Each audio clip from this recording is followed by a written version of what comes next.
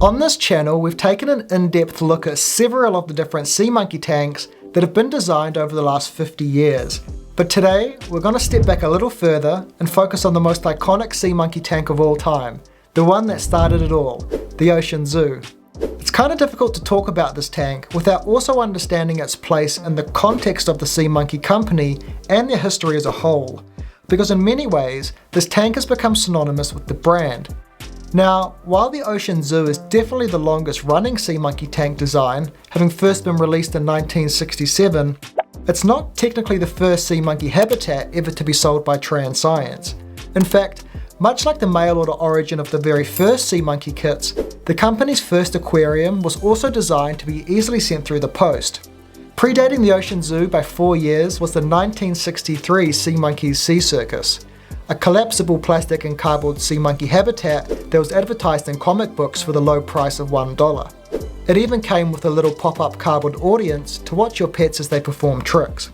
As the popularity of sea monkeys grew though, so did the demand for a higher quality aquarium. And so in 1967, the first ever plastic sea monkey tank was born, the MicroView Ocean Zoo. This first edition of the tank was initially only available by mail order for $2, and it had some unusual quirks which made it quite different from the Ocean Zoos you're likely familiar with today.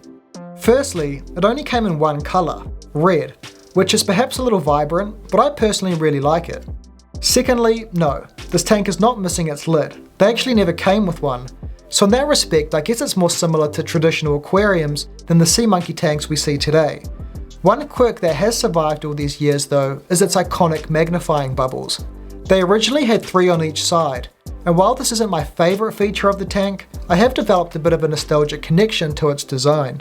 5 years later in 1972, the MicroView Ocean Zoo got its first real upgrade in a boxed retail kit called 3 Big Kits in 1. The updated tank now came in a light blue colour and had a lid for the very first time. The design of this lid is quite interesting. It has a blue castle themed base with a clear top that featured 2 magnifying bubbles. They called this the Stereo View tank cover, I guess because you were supposed to look through both magnifiers simultaneously. Adorning the top was a circular cap covering the aerating ring, a small hole in which to insert your Seavac pipette to aerate the water. I've got to be honest, I think these were the very best Ocean Zoo lids ever made. Their modular approach makes them a lot more versatile than the ones we have today. I should also note that this tank design came in several minor variants over the years, mostly in regards to the number of magnifying bubbles on the tank walls, and also the colour of the different lid sections. Since these first 2 iterations, the Ocean Zoo has been through countless forms over the years, receiving a plethora of variants that are frankly way too extensive to cover in this one video, but I will give you a quick overview of some of the more popular ones. In no particular order, there's the Magiquarium, a version that features a glow-in-the-dark base which is still produced to this day. There were 5 different sunken ship themed kits that had an Ocean Zoo style tank with the glow-in-the-dark ship ornament. The Pirate Gold and Pirate Plunder sets featured an Ocean Zoo style tank with a pile of golden coins sitting at the bottom. Also, one version of the executive set featured this coin substrate as well, but also had a golden sea monkey character adorning the lid. The Ocean of Fun kit came with a Seafire Ocean Zoo aquarium, which was a day glow yellow colour. And of course, the most elaborate of all, the Space Shuttle kit. Now, I know most people don't really think of this as an Ocean Zoo variant, but technically it is. They've just put a large rocket-themed base and lid onto it. The Ocean Zoo has also been a very strong inspiration for several knockoff designs from other brands over the years too, but that's a whole other can of worms that I'm not going to open today. Just know that when I say iconic, I don't mean that lightly. This thing really has been the foundation for an entire genre of toys. Now this list doesn't come close to covering all of the different Ocean Zoo type tanks that have been produced over the years, but it gives you a good idea of the scope and variety, which now catches us up to the present day. This is the modern version of the Ocean Zoo, currently being produced by the manufacturer Dragoneye. Now, for the review section of this video, I'm going to be setting up not only this new Ocean Zoo, but also the first and second edition tanks too. These are both so cool, and I haven't seen any video footage of them in action, so I thought this would be a great opportunity to try them out. And this is where I want to say a massive thank you to Todd Machin. As you can probably imagine, finding these tanks, which are both well over 50 years old at this point, isn't particularly easy these days. Todd's the official illustrator for Trey and Science, the company who owns sea monkeys, and he's been avidly collecting sea monkey stuff for decades. He was kind enough to let me borrow these two relics from his collection to share with you all in this video. Todd also helped me wrap my head around all of the confusing history of this tank as well, so his generosity and insight have really made this video possible. His artwork is featured on all of the current sea monkey kits, including this Ocean Zoo, so let's take a closer look. Right now this tank comes in teal, blue and purple, though it seems that the colour options get switched up every few years. Just like the very first MicroView Ocean Zoo, this one doesn't come with any kind of box. Instead, the internal tank wrap serves as the packaging. The front has the sea monkey's logo in the middle, with the display of the internal contents. On the right is Todd's version of Hatchie, the iconic baby sea monkey, and also a photograph of an adult male brine shrimp. Over on the left is another illustration of a fanciful sea monkey character and a purple castle in the background, a reference to an early piece of sea monkey artwork done by Joe Orlando in 1972. There's also a list here of all the kit's contents. Speaking of which, let's open this up and see what's in here. I kinda wish the Ocean Zoo tanks came with a box, to be honest. Some extra packaging would make the product seem a bit more exciting. Though I did see that Trey and Science is currently selling a classic inspired Ocean Zoo on their website that comes in a box with vintage artwork. It looks like Todd's done a great job putting it together, so it's definitely worth checking out. So to start off, we'll take a look at the instruction sheet. This is basically a simplified version of the new booklet that comes with some of the other kits. It has some great care info on one side and some picture instructions on the other. I quite like that they have photos of all their current tanks down in the bottom too, though I did notice that the Magicarium is missing from this lineup, but I'm unsure why. Hopefully they're not planning on retiring it because it's a nice tank. Next up we have the yellow feeding spoon, and of course the 3 core pouches needed for hatching and raising our sea monkeys. And lastly we have the iconic Ocean Zoo aquarium itself. The design has barely changed since that first edition from 1967. For instance, its size and shape is exactly the same. In fact, the main difference between them is how they're now manufactured. Originally the Ocean Zoo was produced in the United States, and back then the base and body of the tank were a single continuous plastic mould. Whereas once production moved to China when Exploratoy had the license for sea monkeys in the late 1990s, they changed it into a 2-mould design, where the base and body of the tank were now made separately, and that's how they're still produced today. Of course the tank also has the addition of a lid now too, and while these ones are fairly decent, I do think they have a lot of room for improvement, but more on that later. The tank's walls now feature 3 magnifying bubbles, though only on the front side.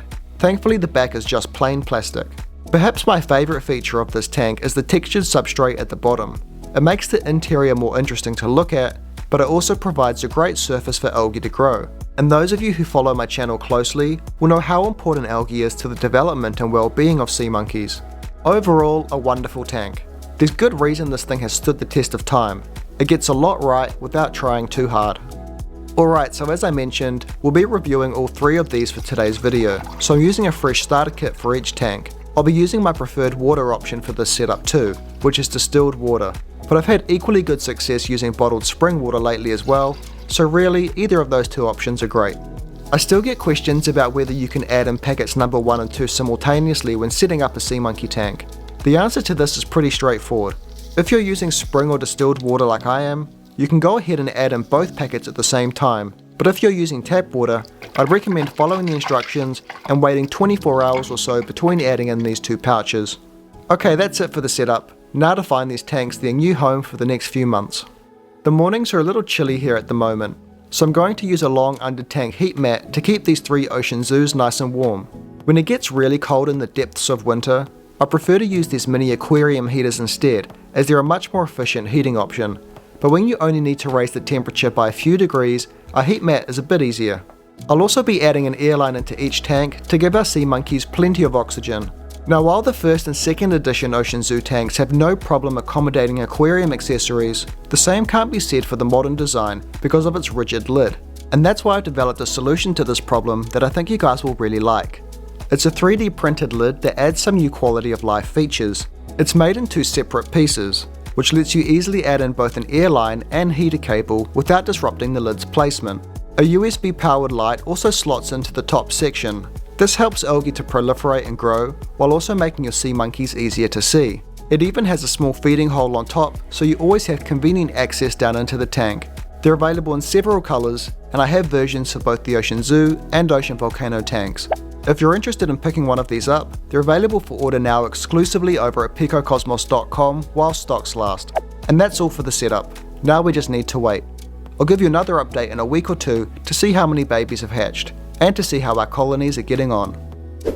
Hey guys, how's it going? It's time for the 1 week update on the Ocean Zoo tanks today, and so far all 3 of them are doing pretty well. It's been a bit chilly here the last few days, so growth has been slow, but each tank has a bunch of young sea monkeys swimming around, and most importantly, there's already a healthy carpet of green algae lining those rocky substrates at the bottom.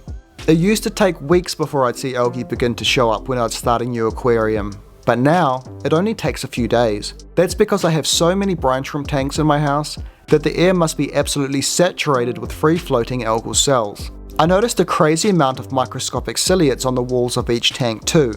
These are the hundreds of little white dots you can see moving around. I don't really know where they've come from, but it's a good sign that there's plenty of nutrients in the tank. Under the microscope, we can see that the baby sea monkeys are already eating the algae that's growing in their tank because their gut is a nice bright green colour.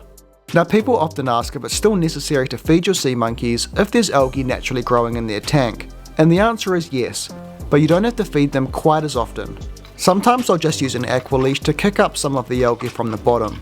This is basically like feeding them because it means those sedentary algal cells sitting on the bottom of the tank are now kicked up into the water column where they can be easily consumed.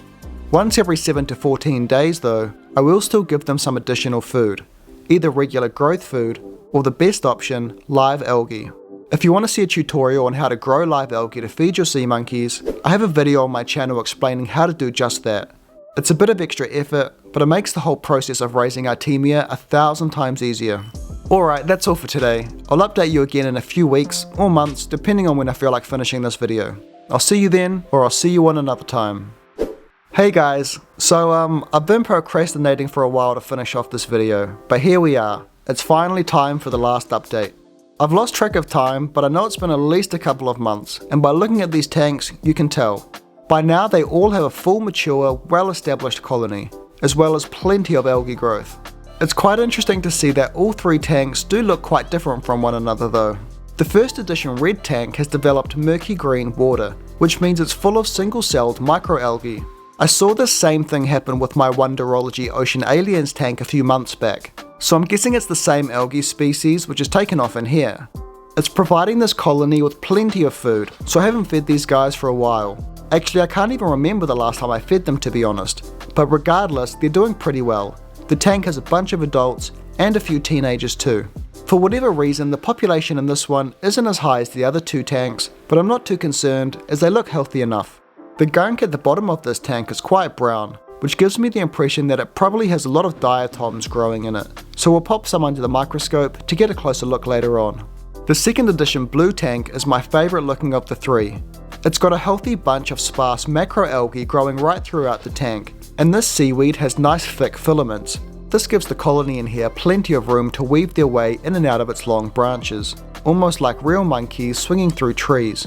Thankfully, all of the algae in these tanks also produce plenty of oxygen, making the air lines I was using pretty much redundant, which is honestly a relief, because these small tanks look a lot nicer without them. The modern edition Purple Ocean Zoo looks different from the others again. This one also has macroalgae growing, but the filaments of this one are much thinner and not as long, forming what kinda looks like a dense grass on the floor of the tank.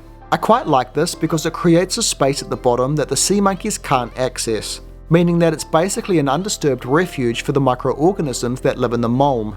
Mulm being the proper name for that gunk that accumulates at the bottom. Speaking of which, before I give you my final thoughts on the Ocean Zoo, I want to show you what I found in that brown gunk in the first edition red tank. I'm quite used to putting this stuff under the microscope and seeing a familiar sight. Algae, poop, and a lot of ciliates running around to clean up the mess. But this time there was another critter, something that honestly kinda creeped me out a bit. These are nematodes. They're a type of roundworm found in a broad range of environments, both terrestrial, like in soil, or aquatic, like my sea monkey tank apparently. In fact, after researching these guys, it appears that they're one of the most ubiquitous animals on the planet, being found pretty much everywhere, from the frigid Antarctic ice to the sands of the Sahara, so I guess finding some in my sea monkey tank isn't too surprising. Now if you're like me, You might be wondering which species of nematode this might be. Well, apparently there are over 25,000 different described species, and scientists speculate that there could potentially be millions more. So in short, I have no idea. Nematodes in this ecosystem have a similar function to ciliates, basically just consuming bacteria, microorganisms, and debris to recycle nutrients. Okay, that's enough on these guys. This footage is starting to gross me out. So, the Ocean Zoo has been on quite the journey since 1967, and the fact that it's still in production over 50 years later is a testament to how great its design is. In the words of Leonardo da Vinci, simplicity is the ultimate sophistication, and those words certainly ring true when it comes to this iconic tank.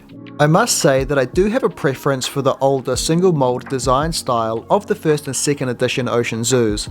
Its seamless flow has an elegance to it that isn't present in the modern design. I prefer the older stereo view 3-piece lids as well. For one, they just look good, but they also allow for the accommodation of tank accessories, which is a big plus too. If the modern Ocean Zoo still had this lid design, I wouldn't have to go to the trouble of making my own. So I really do hope that Dragon Eye decides to go back to this old style someday. One can dream. Overall, this is a great tank, and for anyone starting out in the hobby, you really can't go wrong. Now I want to hear from you guys. Do you like the simplicity of the Ocean Zoo, or do you prefer tanks with more elaborate themed designs? Let me know your thoughts in the comments below, and I'll catch you in the next one.